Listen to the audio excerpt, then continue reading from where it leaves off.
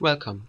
The L86A2 was originally intended to be used as a support weapon, however, over time the primary use shifted to that of a marksman's weapon due to the extreme accurate precision fire that this weapon is capable of, even at ranges over 600 meters.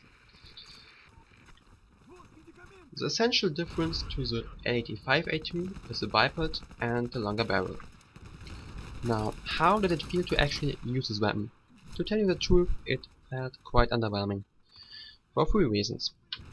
Reason 1, this gameplay was recorded without attachments, whereas everyone else was probably using them. Reason 2, right now there are some weapons in this game which eventually will receive a reduction of power, which in return means the L86A2, the other new weapons and also some of the older weapons will become more viable in the future. And the last aspect is related to the weapon itself. So simple, but yet so important. The rate of fire. The L86A2 has an unmodified rate of fire of 600 rounds per minute, which is of course just the raw statistic, and after some measuring using a stopwatch I came to a result of plus minus 540 rounds per minute, which means you will fire slower than most other weapons in this game, which of course leads to having a disadvantage in close quarter combat, or in general to those ranges where the recoil does not matter.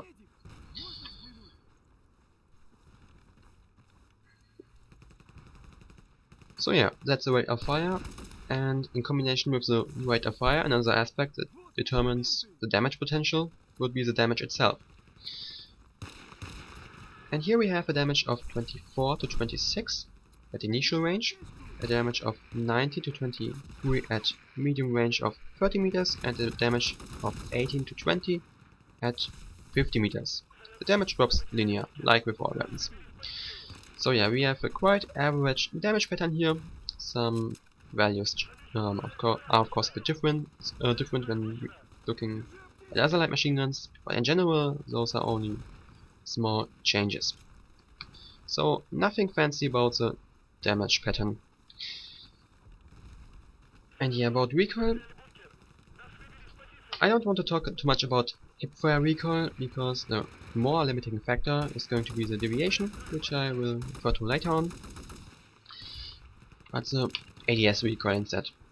Now the vertical recoil when aiming on sight, that one is pretty standard, does not differ too much from other light machine guns, but the horizontal recoil has a really strong pull to the right, with the values being here minus 0.58 and 0.04.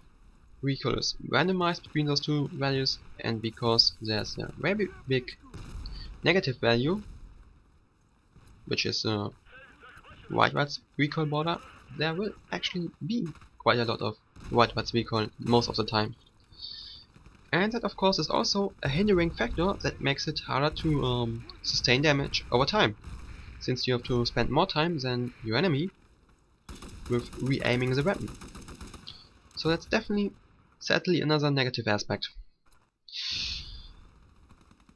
But with all that negativity in mind, let's see if there's also something positive.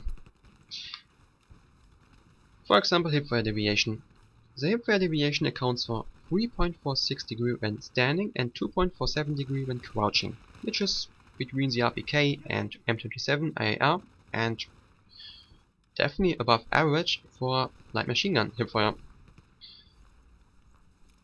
Now, you still should not engage targets head on just because you have some better hipfire, but at least in some situations where you flank your enemy, you can use hipfire instead of being forced to aim on sight all the time. Or of course, if you are in a situation in close range and you are lucky enough to actually have better reaction time in that moment, or better cover, or whatever, of course you can still potentially land a kill with that better hipfire.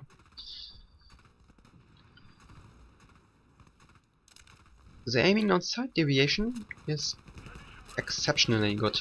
with the values being here 0.15 degree when standing and 0.1 degree when crouching, which means the weapon is very reliable when aiming on sight and firing. You can also hit the enemy when he's hidden beyond cover, and this aspect is especially useful to hit the head, because the bullet has only very small deviation, it does not spread much, so that's definitely a big plus. And it's probably also a reference to the real life performance of this weapon, since it is very accurate in real life too. So yeah, that's definitely very nice. And on to the next aspect of deviation, the firing deviation or settling time. It has a gain per shot of 0.27 and a recovery per frame of 0.048 degree. And the relation between those two is 5.625 frames that you need to settle deviation for single shots, which is a bit under the MG36, which needs 4 frames to settle deviation for single shots, but it's also not as bad as a, for example, M240 Bravo. And since you have that rather low rate of fire, chances are you're not able to screw much with the deviation anyway. So that's definitely not that much of an issue.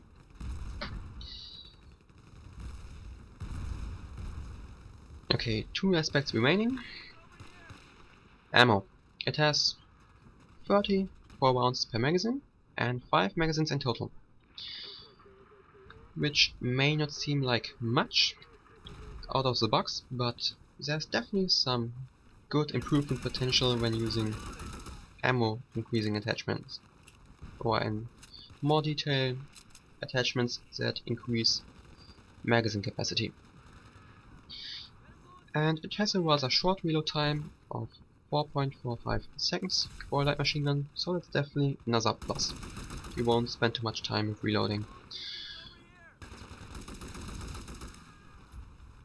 Last but not least, it has a velocity of 675 meters per second, which will definitely aid you in your long-range engagements, with the most common advantage being that you won't have to lead as much on moving targets, so it won't be as aggravating as compared to weapons with the default velocity of 550 meters per second.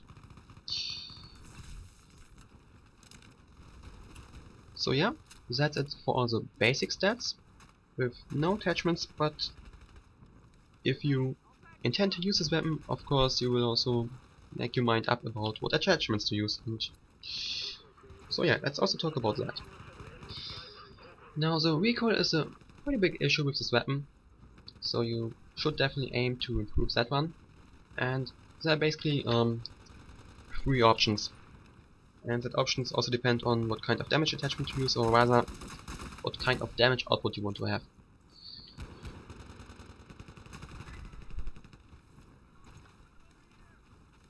Usually stabilized stock does not perform too well on ballpark weapons, but in this case it's an exception. There is a slightly overcompensating effect for one of the recoil borders, but all in all it's still a recoil reduction, and it actually generates a more predictable recoil pattern for horizontal recoil than the tactical stock. So if you are on the look for a rather controllable horizontal recoil, but you don't want to reduce your damage with the Nemesis stock, then stabilized stock might be a good option. If you are interested in the concrete, accurate numbers, I will of course list those in the description, so you can have a look. Now, why should you use tactical or stabilized stock for damage? Well, if you combine one of those 2 stocks with Viper or Stingray magazines, you will have a minimum damage of 23 or 22 at long range, which is still enough for a 5-shot guaranteed kill on all targets. But if you don't mind losing that 5-shot guarantee, you can of course use Nemesis stock instead.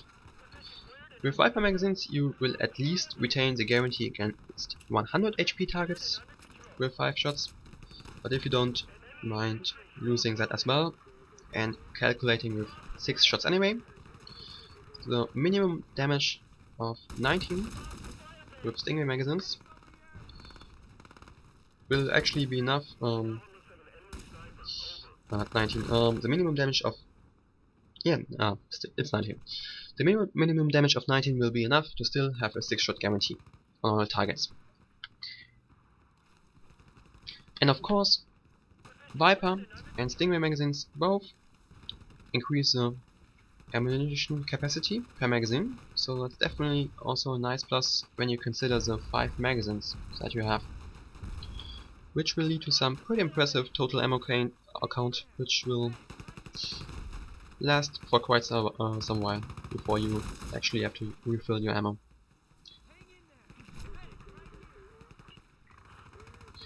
And as for the barrel, since there's not that much of a difference between the damage over range,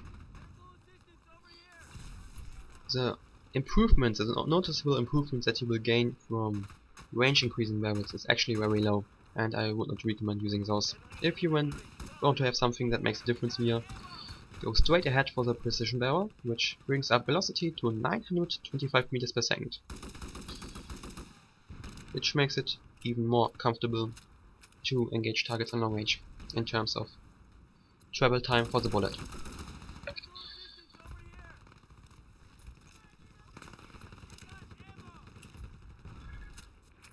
Alright, that also covers the attachments. Now, should you buy this weapon? That is pretty hard to say, because of course you can calculate what kind of performance you will have with attachments, but in the end there's still that aspect of actually using the weapon in-game with attachments and seeing how it performs. And yeah, sadly you can't have a preview of how it performs with attachments. So what should you do? Well, if you are a weapon collector, just go ahead and buy it.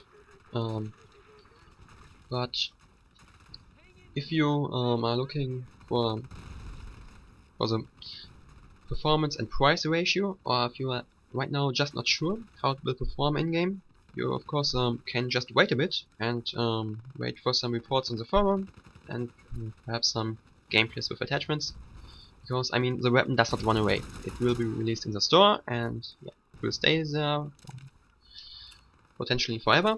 And yeah, you can just take your time if you're not sure right now. And pre-buy, is a pre-buy worth it? Well, from a economical point of view, never. But if you like the weapon, especially if you're into that, if you are into that type of weapons with this recoil pattern, yeah, it depends on whether you have fun with the weapon. So, what role does this weapon fill? It will definitely make a good performance on long and medium range, especially with that very nice ADS deviation, and with stock you can bring the recoil to a manageable pattern, so that should be fine. And yeah, that's actually everything for this commentary. I hope you enjoyed, and until next time, goodbye.